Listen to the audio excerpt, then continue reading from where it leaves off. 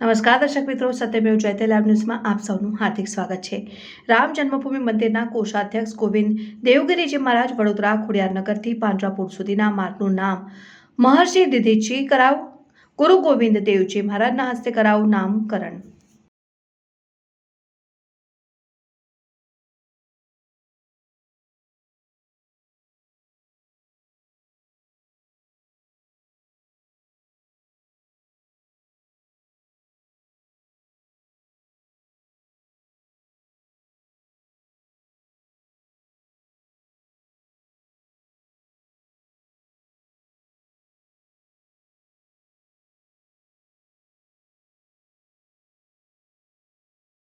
વડોદરાના આ ઐતિહાસિક શહેરમાં હું આવ્યો તે અહીંયા મહર્ષિ દધીચી માર્ગ આ નામે એક નયા માર્ગનું ઉદ્ઘાટન કરવા માટે આવ્યો।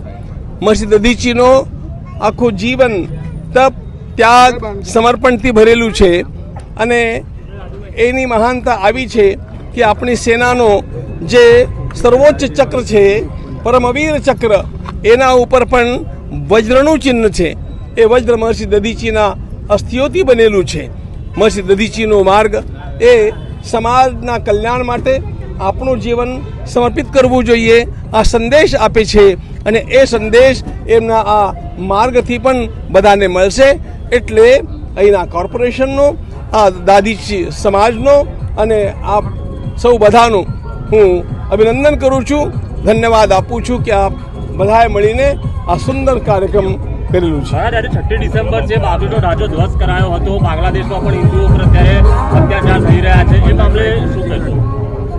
बांग्लादेश में होने वाला जितना भी अत्याचार है उसका हम अत्यंत भीषण निषेध करते हैं और सरकार के लिए हम प्रार्थना करते हैं, चेतावनी भी देते हैं कि जो आपने घोषणा की थी पाकिस्तान के बारे में हम घुस करके मारेंगे।